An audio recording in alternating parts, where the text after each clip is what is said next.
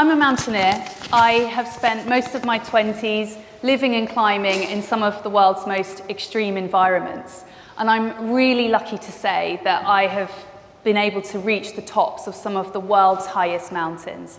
I've been on 6 expeditions to the Greater Ranges, and I've been lucky enough to reach the top of 3 of the world's highest peaks. There are only 14 mountains on the planet that go above 8,000 meters. And the reason that 8,000 meters is important is because as soon as you step above that height, you go into a place that we climbers call the dead zone. Quite simply, from that height onwards, nothing lives up there. You literally have to take your atmosphere with you. We are like astronauts on planet Earth, climbing with oxygen tanks on our backs and wearing these huge pieces of kit. And for whatever reason, that's the climbing that I love the most, going to the places where there's no oxygen. But it wasn't always like that. I didn't grow up going out climbing. My parents weren't into the outdoors at all. So this whole journey that I'm about to tell you about really came out of the blue. The one mountain that set all of this off was the highest mountain in the world, Mount Everest. On the 17th of May, 2010, I fell to my knees on the highest point on planet Earth and became one of the youngest people ever to have climbed that mountain, Mount Everest. But the interesting thing, not just about my age, though I was 22 at the time, well done JV for that, was that only 2 years earlier, when I was 20, I had never set foot on a snow-covered peak. So that 2-year journey, going from being a complete beginner to the top of the world, it was a roller coaster, and it taught me so many lessons. And it's some of those lessons around agility, around the kind of questions we ask ourselves about why not? How can I do this? Why does it have to be done that way? That got me to the summit of Everest, and it's those lessons and that journey that I would love to share with you. So let's get started. How did it all begin for me? Well, back in 2008, I was at university, and one evening, sat at home on my sofa, watching telly in my student house, really hungover, just settled in for a night in front of God knows what on TV. And a friend rang me up and invited me to a lecture about mountains. My response to this, I'm ashamed to say, was like, why would anyone go to that? And she said, because there'll be loads of hot guys there. So perhaps even more to my shame, I decided that I would go along to this lecture and, maybe I would find love. I remember picking up my coat and thinking, what's the worst that can happen? Is a question that I guess has completely changed my life, because I did not know where that evening would take me. We listened that night as 2 climbers described how they had just reached the summit of Mount Everest, how they had battled up this peak for nearly a month, dealing with minus 40-degree temperatures, ice storms, knee-deep snow, and of course the dead zone that I've already told you about, when there's only 30% of the oxygen up there than what we have at sea level. It sounded horrendous, but the one thing I've never forgotten is that when they said they got to the top of Everest, they could look down and they could see the curvature of the earth beneath them. They were so high up, it was as if they were looking down on our planet from space. And I just thought that was the most amazing thing. And in that moment, it was a bolt of lightning that struck me. One day, I'm going to climb that mountain and I'm going to see the curvature of the earth with my own eyes. I left that room buzzing, inspired, full of this dream that what I was going to do. And the next morning, I woke up and did absolutely nothing about it. Why? Well, I guess for all the reasons that we all don't follow through on our more outlandish ideas. When the cold reality of day just struck me, I realised that people like me, Bonnie from Wokingham, we don't climb mountains like Everest. You have to be superhuman to do something like that, right? I wasn't superhuman at all. And so my limiting beliefs about who I was and where I'd come from pushed that dream to the back of my mind, and I got on with life for about 3 months. But the dream didn't go away. It was there, niggling in the back of my mind. And I guess those really, truly good ideas, they just don't leave you alone until you pay them attention. Thankfully, one nondescript morning, a few months after that lecture, I remember waking up, sitting on the edge of my bed, feeling like there were literally two paths laid out in front of me. I thought I can either carry on as usual, get up, make my Cocoa Pops, go to my lectures, nothing changes. Or I can just do one small thing today towards this crazy dream of mine. It reminded me of the poem by Robert Frost, and I took the path less traveled by, and that made all the difference. And that morning, as I could see these two paths laid out, like the unknown, Everest, where would it take me? It was just too exciting to just keep passing by. And so that morning, I just made the decision to start, to give myself permission, really, to do something towards this crazy dream of mine. When I look back today, I feel like it's one of the most bold things I've ever done, was take myself from being like Bonnie from Wokingham to actually, I'm serious about this. And so I thought, to start our first group discussion, what would you do if you knew you would fail? Now, often the question is actually, what would you do if you knew you would not fail? But for me, that morning, when I was staring down this uncertain path of Everest, I was convinced that I would fail. But I remember thinking, I don't care if I do, I'm almost guaranteed to, but I love the idea so much, I want to try anyway. And it's the things that we do, even when we're absolutely positive that we're going to fail, that I think that really speak to the heart and what we want most in life, that would do it even despite the risks.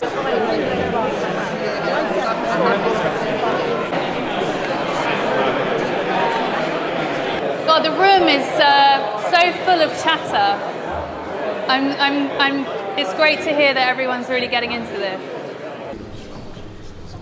So, for me, a part of being agile is being bold enough to fail, being bold enough to follow my own path.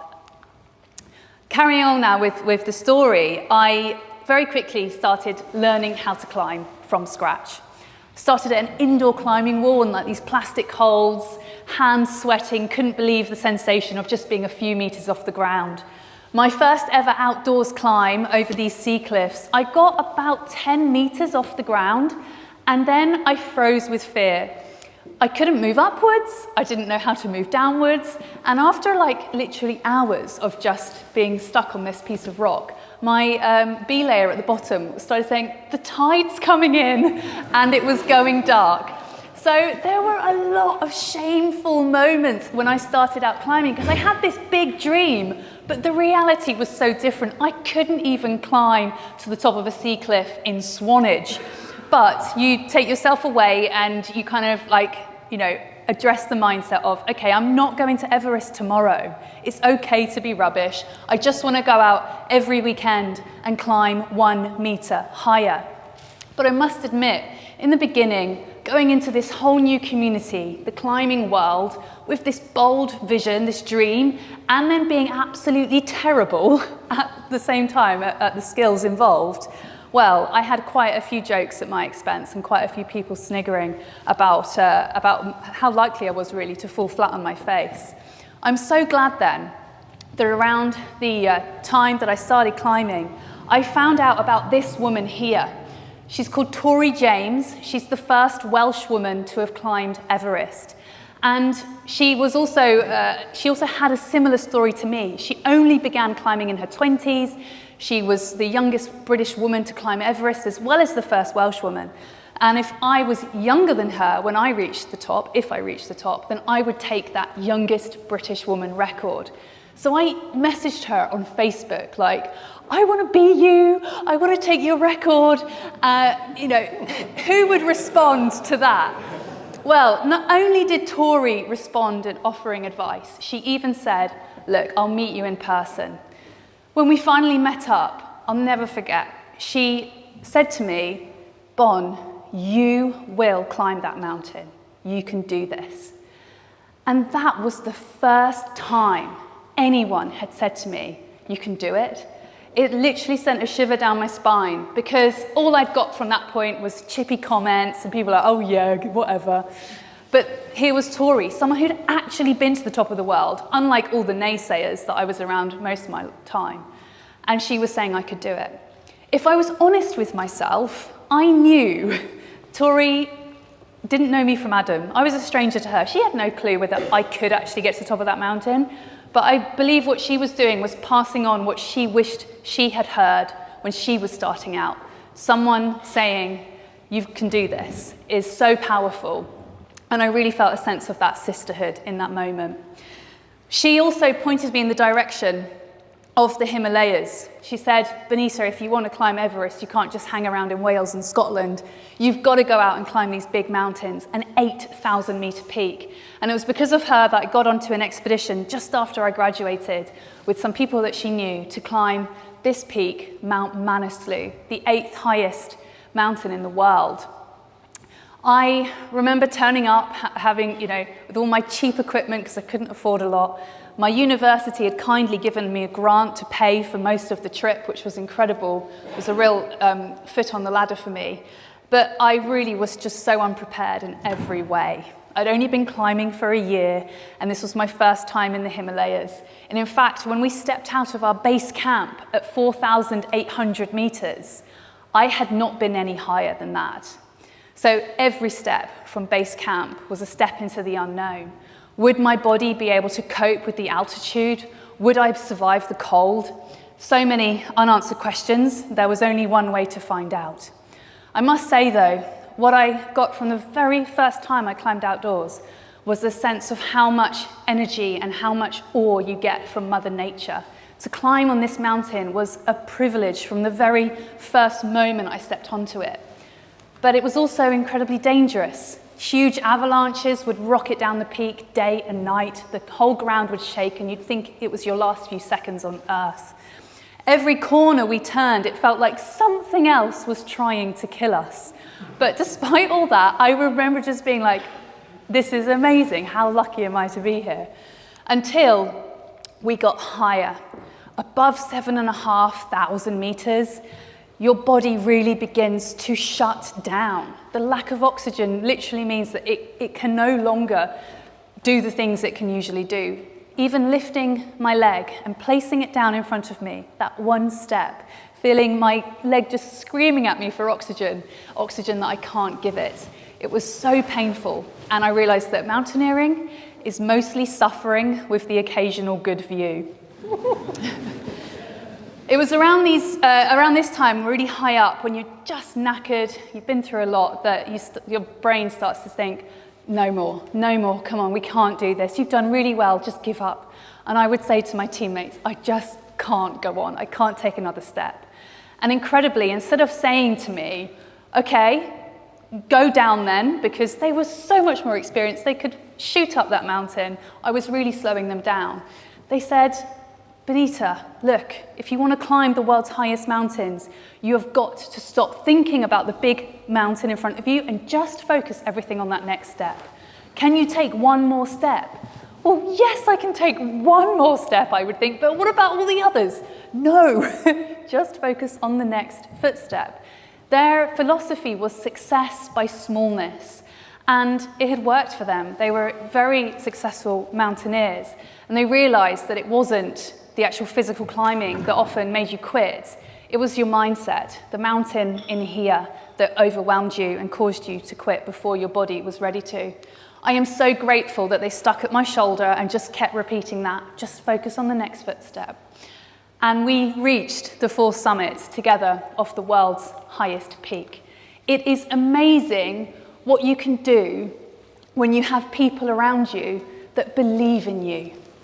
And were it not for people like Tori James and that first team, I don't think I'd be standing here today. Especially for us as emerging talent and young people, sometimes those empowering words, you can do this, you can do that amazing thing, is all we need to hear. So now for our second breakaway, I'd like you to talk about mentorship, and I'd like you to discuss on your tables or just in your pairs or whatever, who has supported you, how important has support been for you? And has there been anyone, like Tori James was for me in my life, that really said something to you that made you think, actually, I've got this?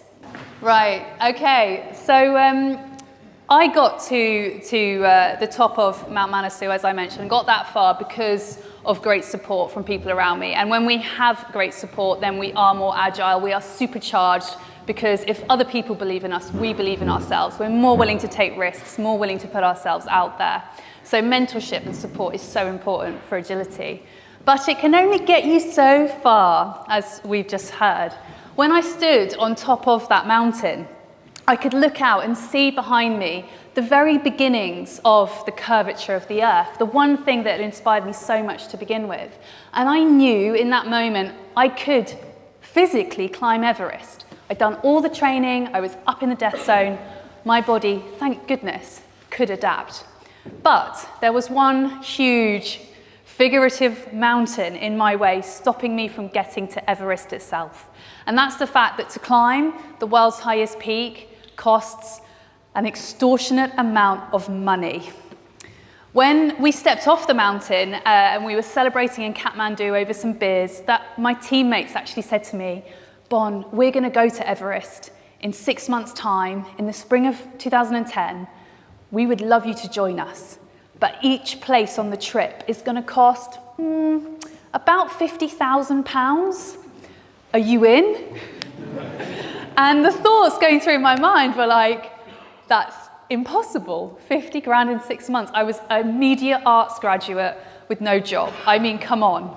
But the words that came out my mouth were, yeah, I'm in. As Richard Branson once said, you do just have to say yes and then go away and work out how to deliver. So on the way home on the plane, I remember tearing my hair out thinking, what have I got myself into? Instant regret. I got home on Google and I was like, how do you find the money to climb Everest? All these blogs from other mountaineers came up. They gave advice like, if you're short of the cash, you could just invite your buddies over for supper and ask them to get the checkbook out. And I thought about my friends and I was like, there's no way. So after feeling really sorry for myself, life's not fair, I'm only not going to get to climb Everest because I can't afford it. There are people out there that can just write that check and do no training, and it's just not fair. And once I'd gone through all of that, I came out the other side thinking, well, that doesn't mean that I still can't make the choice to try. It's still within me to give this a go. It's not Everest, it's a whole other obstacle, but I'm just going to take it one day at a time, and I'm going to try and find that cash. So I decided I was going to find a corporate partner, a sponsor, to pay for my place on the expedition. And the way to find this elusive business with all this money in its back pocket, I was going to go on the internet, do my research, and cold call every company that I could come across. So in that time, I had 6 months before the expedition. I had to get a job. I worked as a disability assistant to someone with cerebral palsy. I trained every morning. I ran in the woods near my house, and then at weekends we would go to Wales and we would just go berserk in Snowdonia all weekend. And in the middle of work and climbing, I was making these cold calls and researching the next business to phone up. And after 5 months of this pretty relentless schedule, I had made hundreds, maybe even nearly 1,000 phone calls. And every single company that I'd contacted had said, no, we're not interested. So after, at first you kind of expect the rejection, but after months of getting absolutely nowhere and the deadline looming ever closer, you start to feel helpless. This is never going to happen. And my loved ones, the people around me back in Wokingham, where I was now back living with my parents, my family, my friends, they were all in, just shock, really, that I was putting myself through this. They didn't get it. They'd never set foot on a mountain. And they were saying, Bon, when are you going to wake up and realize people like us don't climb Mount Everest? No one's going to give you 50 grand to go and climb a mountain. Are you crazy? We just hate seeing you like this. We don't want to see you fail. Their arguments were ones of logic. What they were saying totally made sense. I couldn't fight back with logic. I wasn't doing this for any logical reason. I was doing it because of this intuition, this passion that just kept driving me to believe that this impossible might become possible. And so, you know, anytime I tried to kind of argue with them about it, I always lost. And in the end, I just thought, keep my head down, keep making those calls. Well, it got to a critical point where I'd made no progress, and my team phoned me up one evening in February and said, Bon, we're going to Everest in a month's time. You've given us no money. We are so sorry. If you cannot get the cash to us by the end of the week, you're not coming on the trip. So the next morning when my alarm went off, telling me to go for a run before work, I just looked at my phone and thought, what's the point in getting up and going training for a mountain I'm not going to get to climb? I haven't found the money in 5 months. I'm not going to find it in 5 days. That's just logic, right? And with that, I sort of rolled over and tried to go back to sleep. It was over. The logic was just staring me in the face. But there was that voice of passion still there, niggling away at me, saying, Everest climbers don't give up. Come on, you can still make the choice, make the decision, get out of bed, and try one last time. And so in the end, I listened to that voice, I jumped up and I thought, this is it, I'm giving up tomorrow, this is the last chance.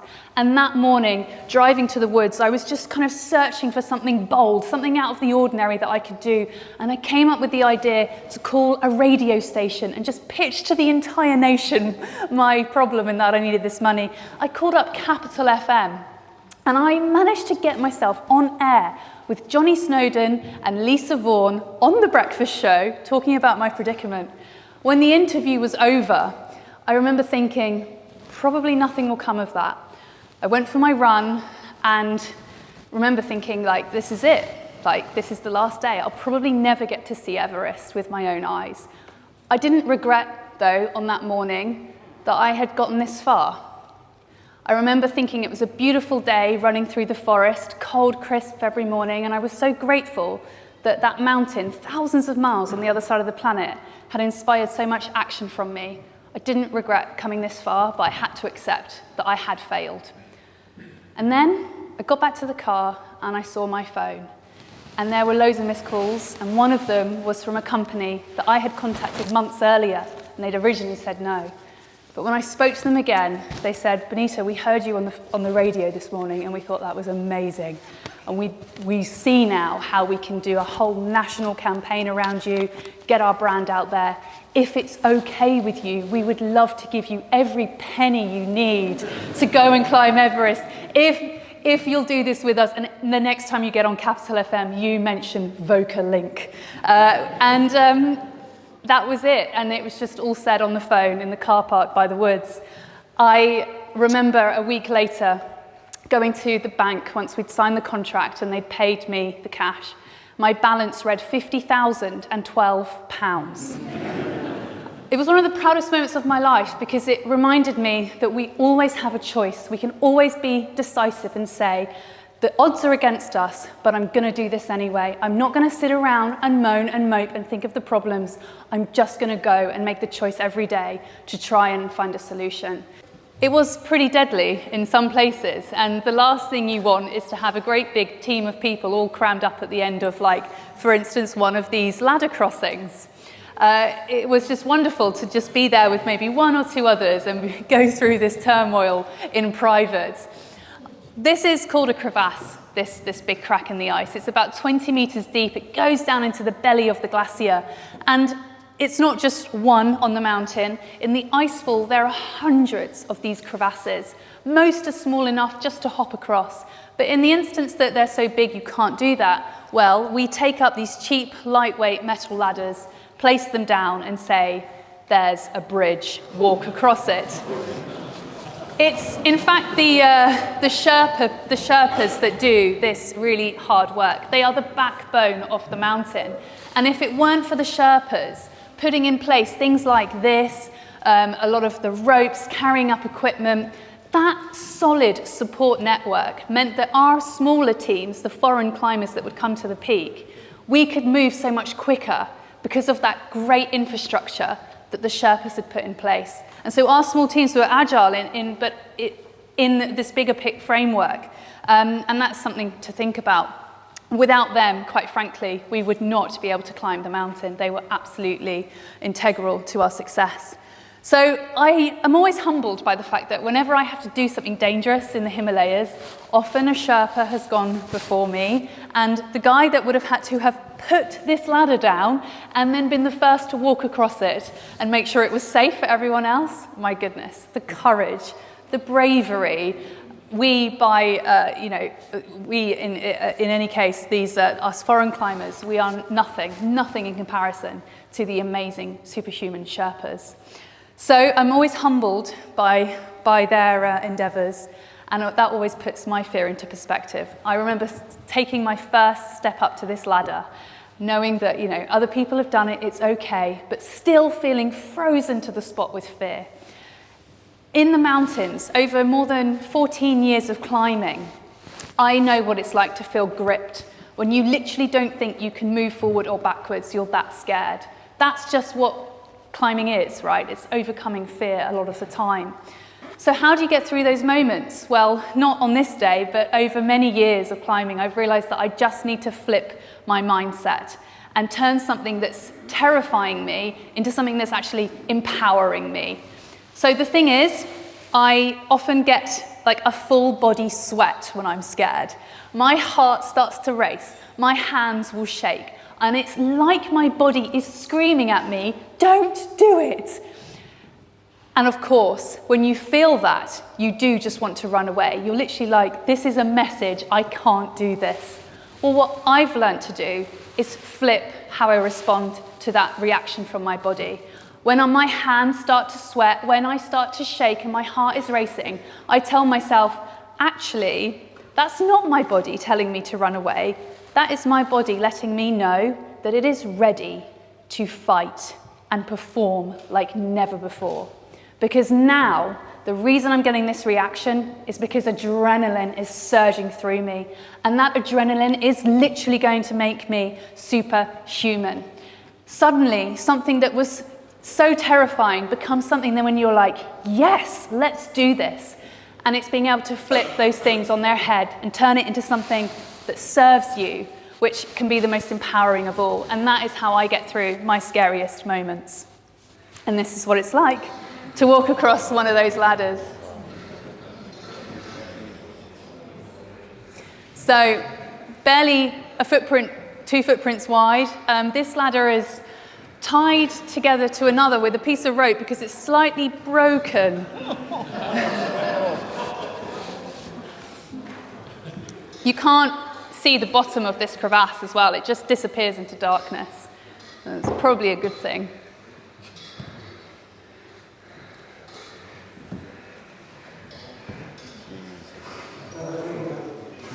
And just like that, it's over.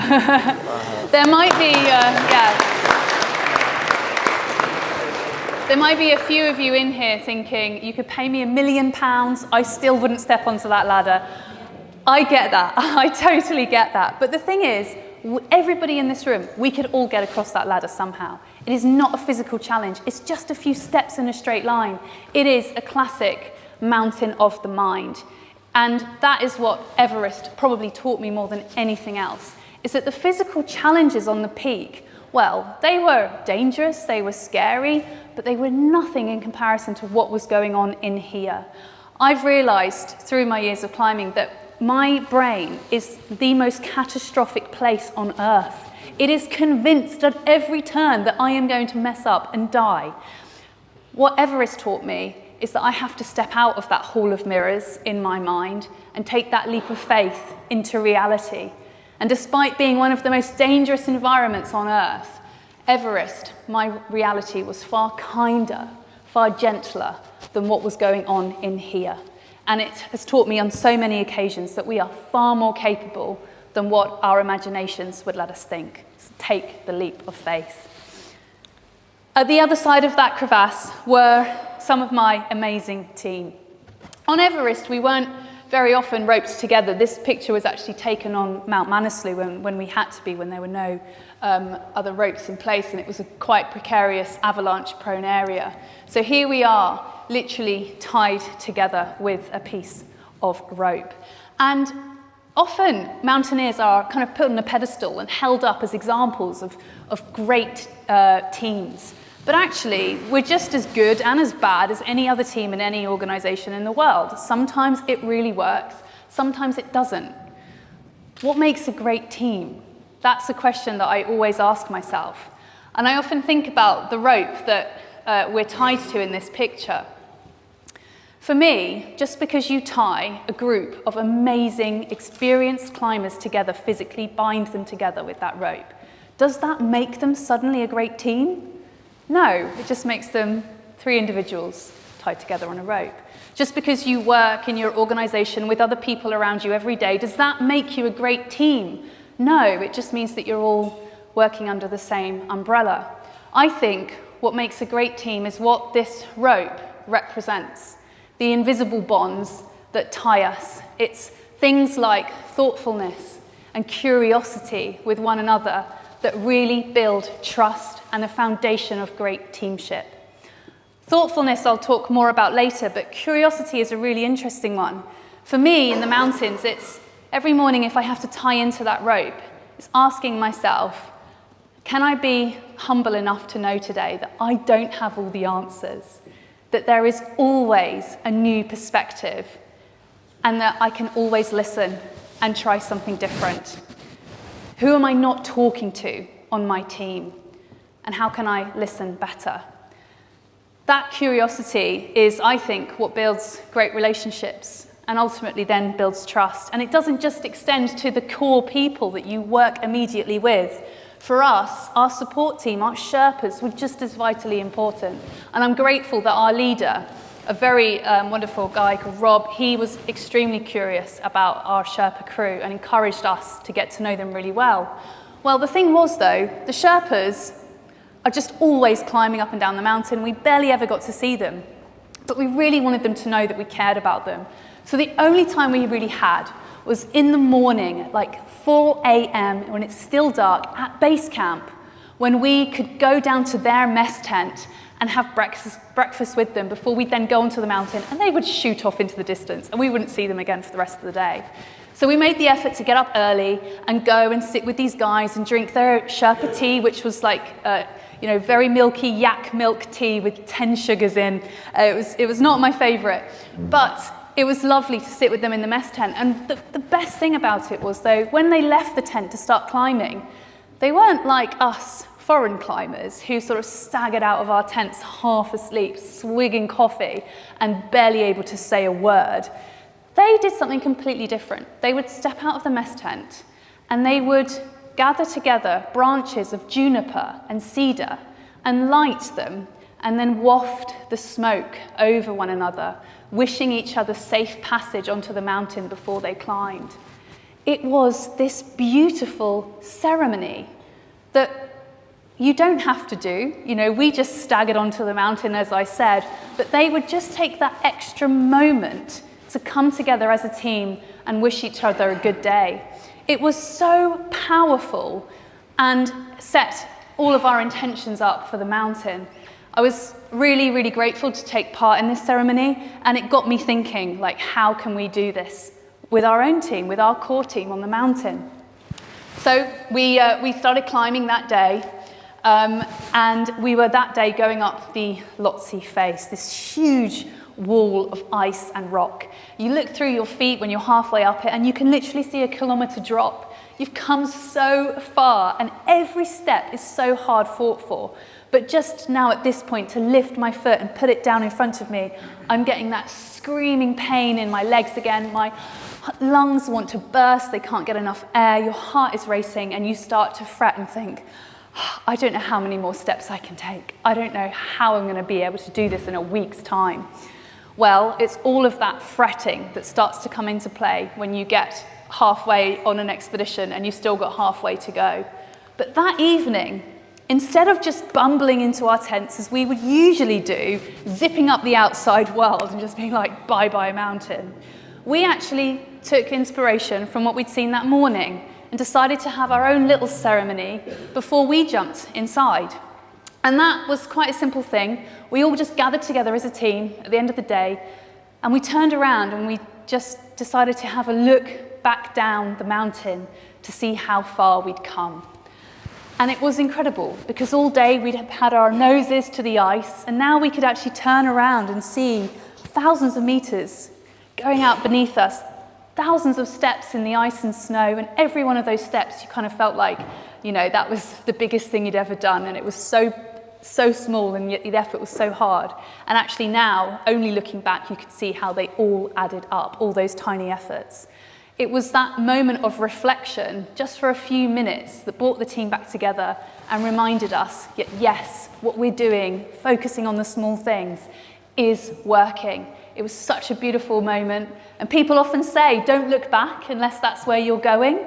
But I'm a great believer now in looking back, because it's only often when you take that step back and see that bigger picture that you realize how far you've come.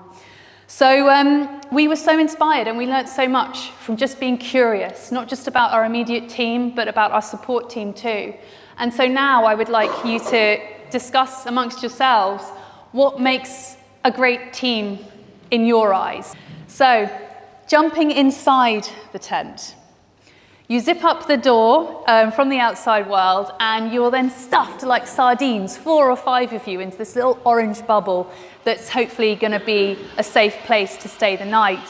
This one night at Camp 3 on the mountain at 7,000 meters, we could literally look out the tent door and see that drop down the Lhotse face.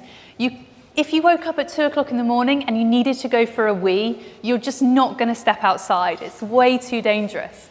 And this exact thing happened to me that night. I woke up thinking, oh God.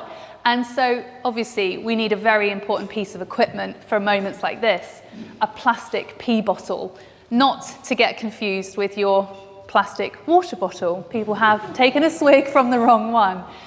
Well, in this moment, you know, the pee bottle, we've all got one on the mountain.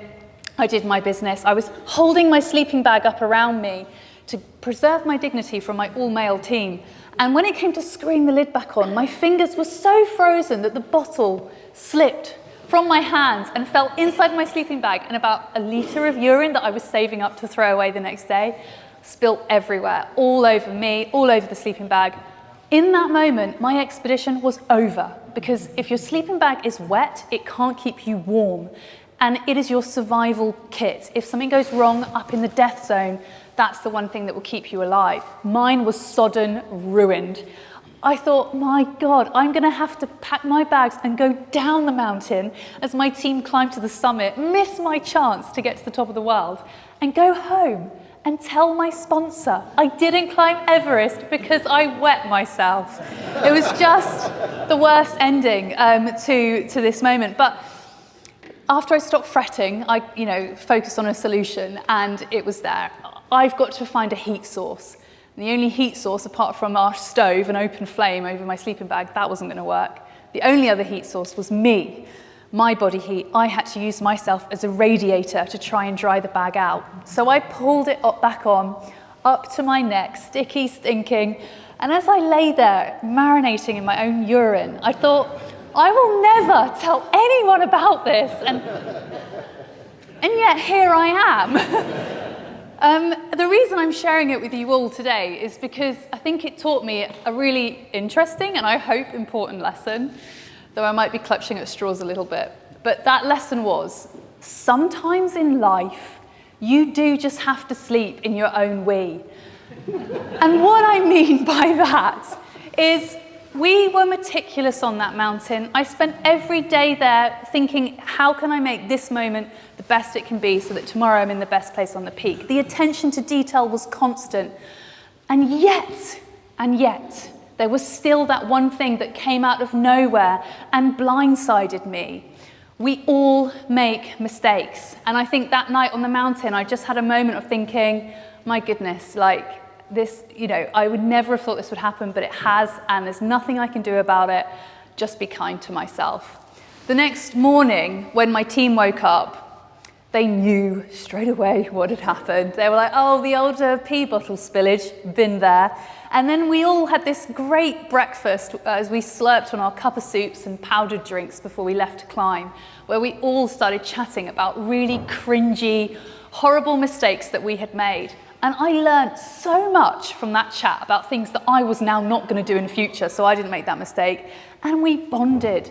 Sharing our mistakes and our failures is a great way to connect with somebody. And so this is now your chance to share with the person next to you a time when something has gone really wrong, you wanted the ground to swallow you up, and sharing in those failures and those moments can really kind of make us laugh and bond. So let's do that for a moment.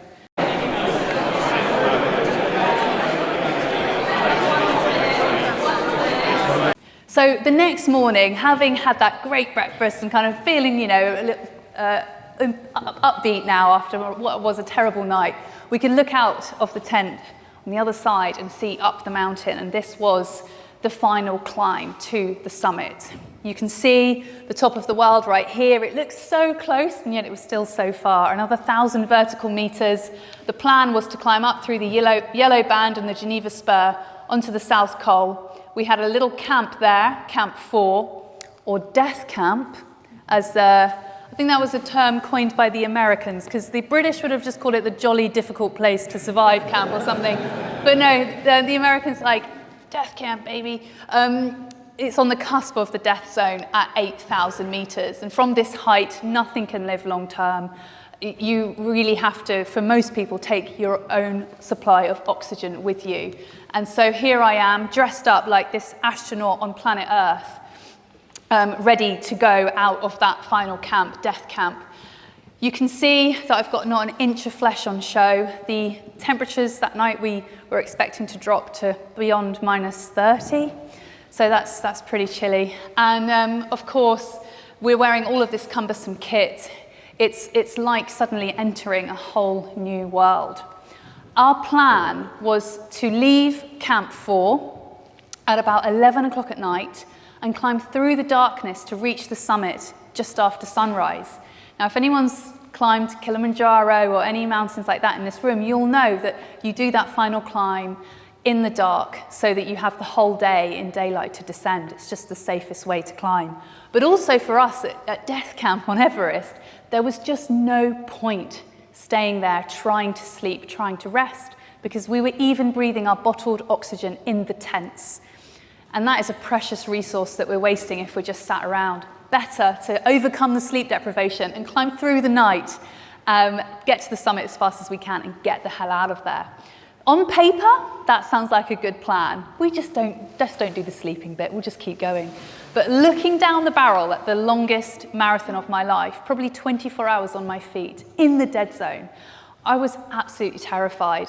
The only thing that got me out of that safety of that little tent that night as 11 p.m. approached was saying to myself, all you've got to do is take one step out the tent, and if you don't like it, you can just come back in again.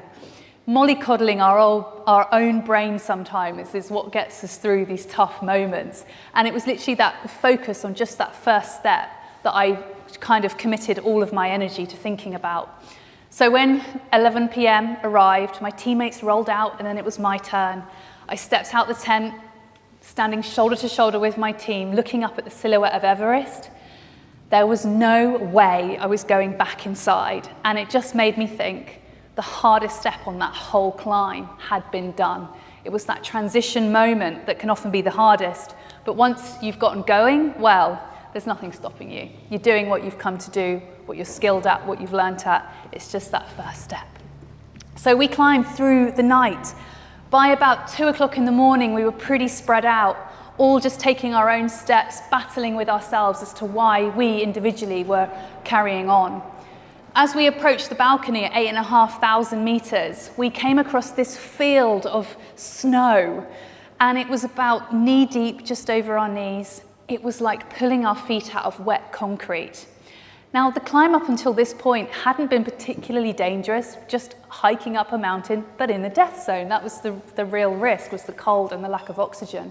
But now suddenly we were hit by this obstacle that we weren't expecting. And within minutes of dragging myself through this snow, I was soaking wet, I was literally on my knees, exhausted. It was the biggest energy sapper, and we hadn't prepared for it. I remember thinking, I'm just going to have a rest for a minute. But when you try and sit down for a rest in the death zone, you don't get back up again. So I'm so grateful that at that moment, out of the blue, you know, thinking I was completely on my own, my teammates were sort of 10, 15 meters ahead, 10, 15 meters behind, I then felt a tap on my shoulder and turned around to see it was my teammate Lakpa. And he said, "Didi, are you okay?" I was like, "What do you say?" You're like, "No, obviously not." He said, "I know," and I thought he was gonna, you know, maybe help me out, give me some of his chocolate or a bit of water or something like that, give me a bit of energy. He said, "I know, turn off your head torch." What?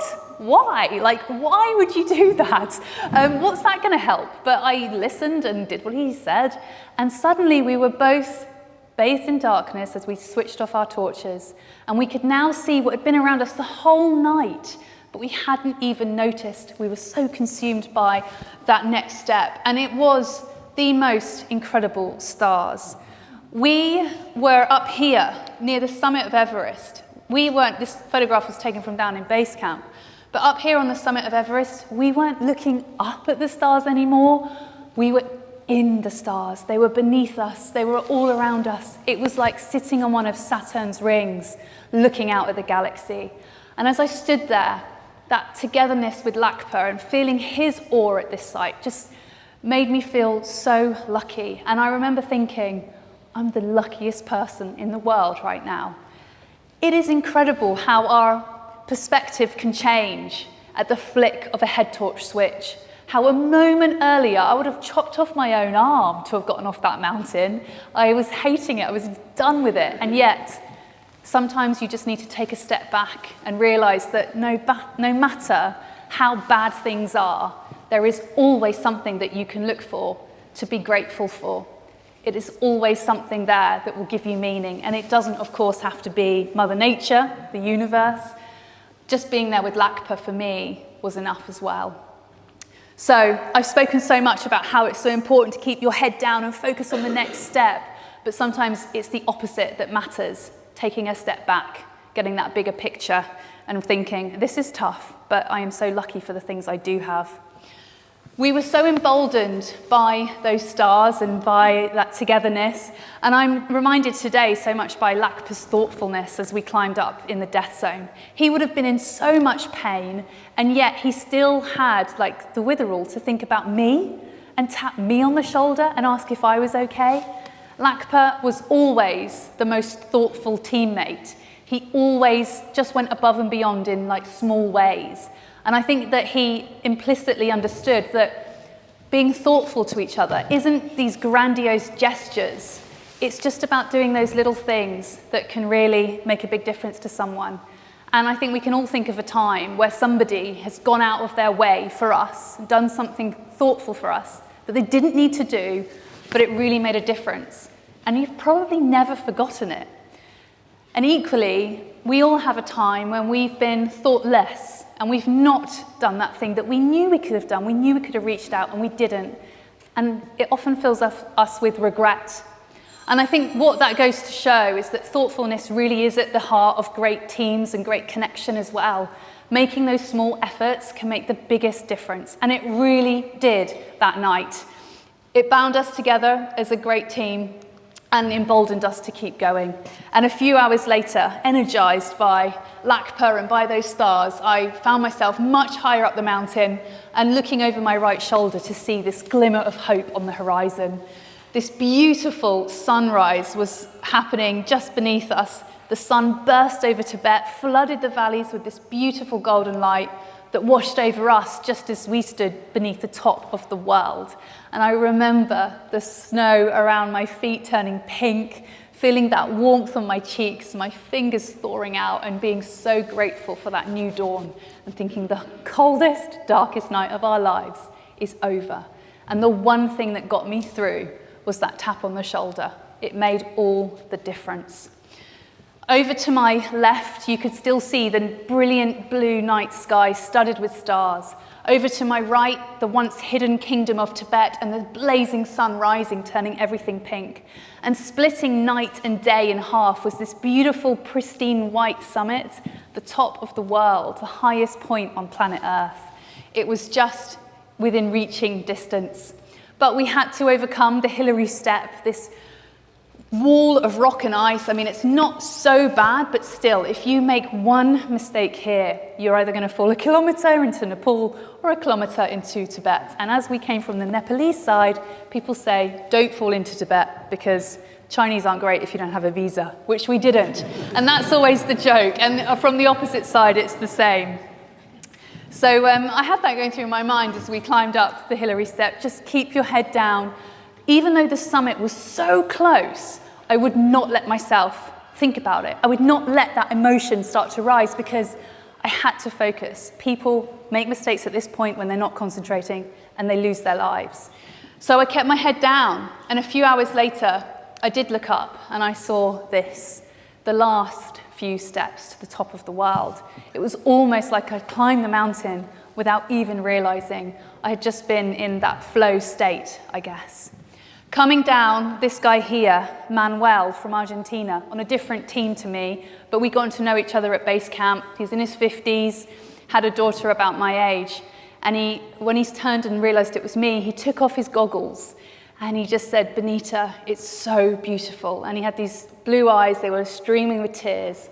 And then he stepped aside and I realized that it was my turn. And I started to take those last few steps to the top of the world. I couldn't quite believe it, that it was happening, because I was always supposed to fail. I started this journey with guaranteed failure, it felt like. How I'd managed to get this far, I had no idea.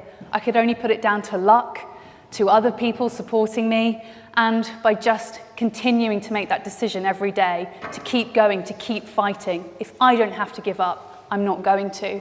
And in this occasion, it worked, and I fell to my knees, finally on top of the world. So just to kind of wrap up, because I know that we're short on time and we've got lunch coming any minute, what's it like on the summit of Everest? Well, I got there, I fell to my knees, sobbing my heart out, and I looked up and thought, okay, this is it. I get to take in the view, the curvature of the earth. So I lifted my gaze, and we were just in a big cloud. There was no view at all. At some point, you couldn't see your hand in front of your face, total whiteout for about 5 minutes whilst we were there. So I was standing there, and my hypoxic, oxygen-starved brain was like, this is like Wales, where I'd done all my training.